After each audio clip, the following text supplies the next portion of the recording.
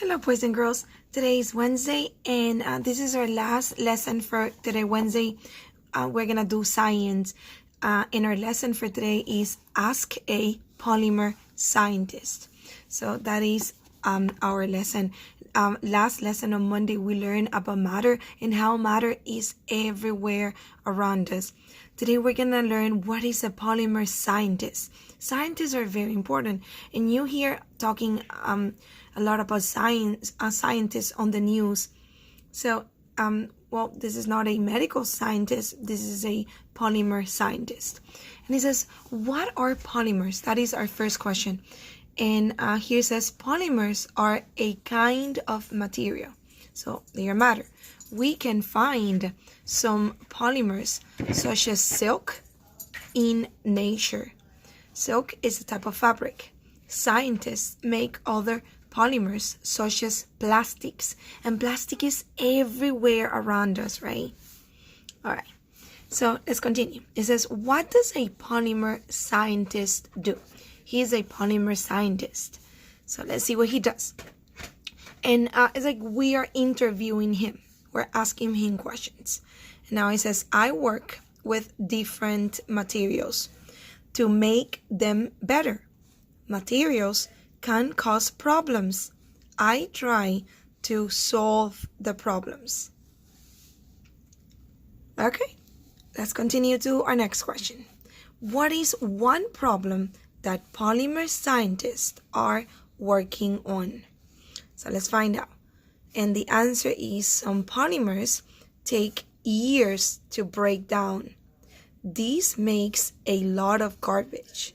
Scientists want to make polymers that break down faster so there is less garbage. So it is very important, boys and girls, then the job of the polymer scientist.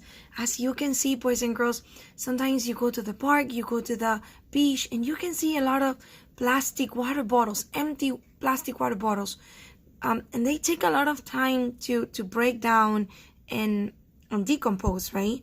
They take probably more than 100 years, I'm not sure, but it takes a lot of time for plastic to decompose, to break down. So polymer scientists, they have to come up with ways to make plastics that are better for nature, things that we can use but that are easier to decompose, to break down. And over here at the bottom of the page, we have a question. It says, what question would you ask? What question would you ask if you were able to interview these scientists, these polymer scientists? What would you ask him? Well, I would definitely ask him, how about if we ask him, let me see, I will ask him, what is your favorite polymer, right? Because I bet the same way that I fall in love with you, boys and girls, and well, I don't have a favorite, but the same way that I like what I do, and then like every day we come out with different ways and different things to make our class fun and to make our class interesting.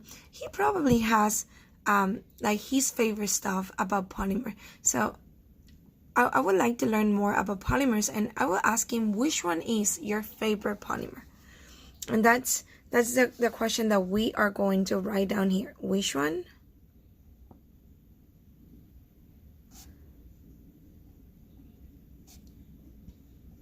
Here we go.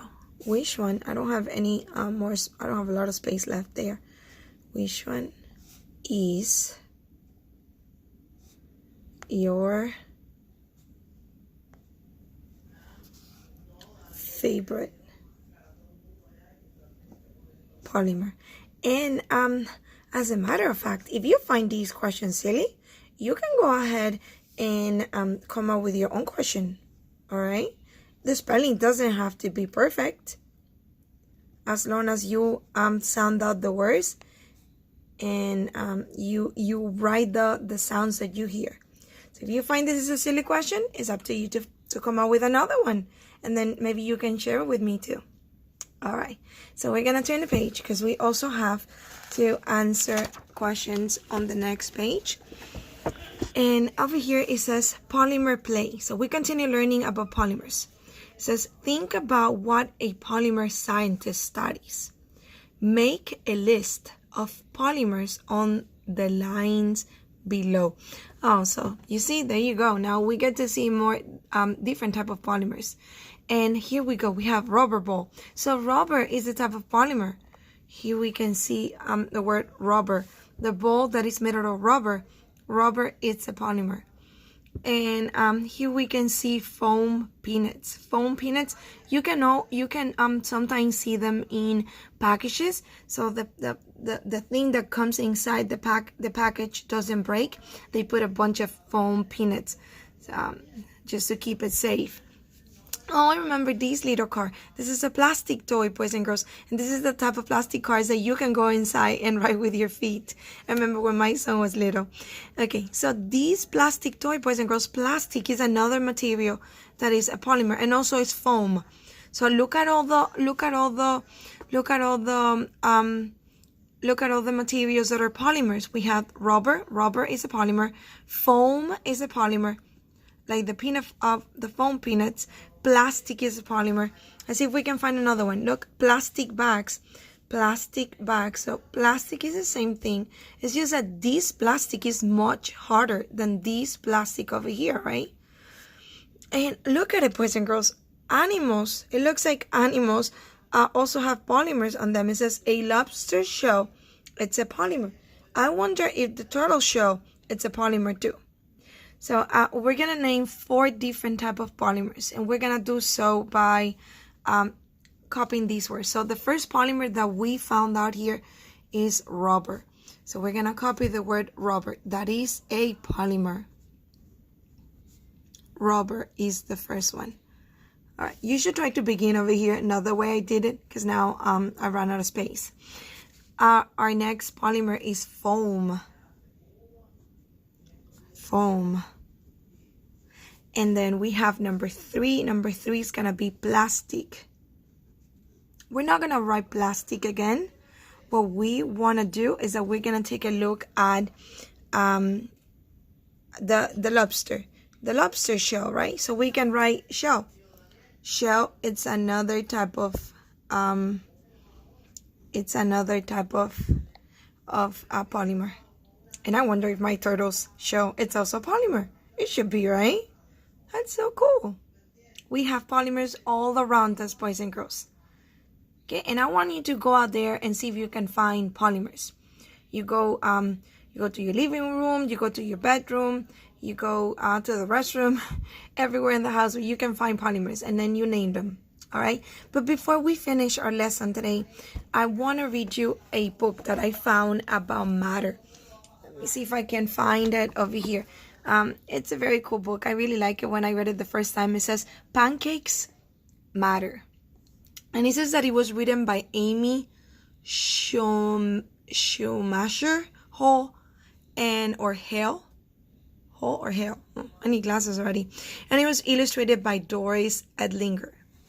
All right, so here we go. Let's go ahead and take a look at the cover of our book, and we're gonna read this story. Okay, I don't think this is the first page. No, this is the cover page. Pancake Matter. Yummy pancakes. Here we go.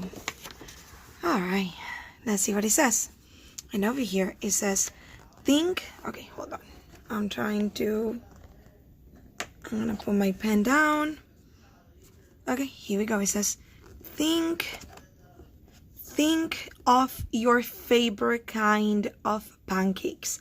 Are they blueberry, chocolate chip, or do you like them plain with maple syrup? So these are all the type of pancakes that you can see, like that the kids have right here.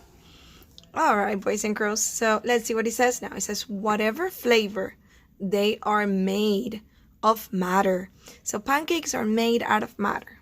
Everything on earth is made of matter.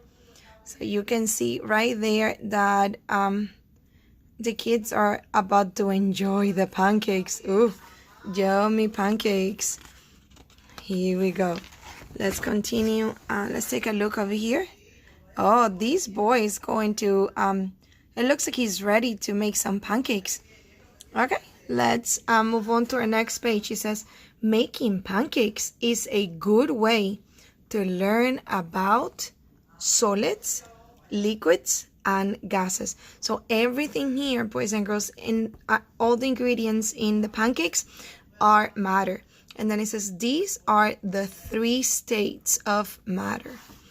And we can go ahead and we can turn the page. I'm sorry about that. I'm trying to play around with the camera and the book and everything. To make pancakes, we need flour, sugar, and vanilla. We also need baking powder, milk, and beaten eggs. So the boy put together all the ingredients that he needs to make his pancakes. Now it says the table, the bowl, this is the bowl, the table, and the whisk, this is the whisk, are solids. Which ingredients are solids? So solids are very special because they don't change their shape unless you break them. If you break them, you change their shape, but they don't change by themselves. All right, so we're moving down to the next page.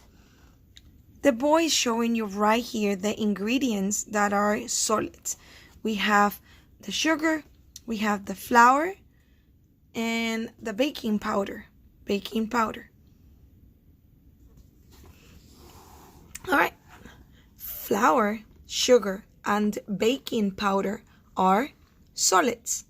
Each grain stays the same shape unless you do something to it. Let me see. Hold on 1 second to see if I could. I'm sorry about that. Give me 1 second. Bear with me for 1 second. Okay, so I think we're a little bit better now. You'll see. All right, so let's continue. Now over here says, which ingredients are liquids? Which ingredients are liquids? The milk is a liquid, right? What other ingredients are liquids? Can you guess? So we know that these are the solids, right? The baking powder, the sugar, and the flour are solids. And now we know that the milk, the vanilla, and the beaten eggs are something else. We're gonna see what they are. Here we go. Here you can see that the boy is mixing all the ingredients. Let's see what's happening now. It says milk, vanilla, and beaten eggs are liquids because they change shape to fit their container. Are any of the ingredients a gas? So before we get into gas, I want you to notice something. I'm going to go back really quick because I want to show you something. So as you can see here, boys and girls, the beaten eggs had the shape of this glass container. But, oh, and look at the vanilla. The vanilla also had the shape of that measuring spoon. But if you look over here, these are the same eggs. Now they took the shape of this ceramic container.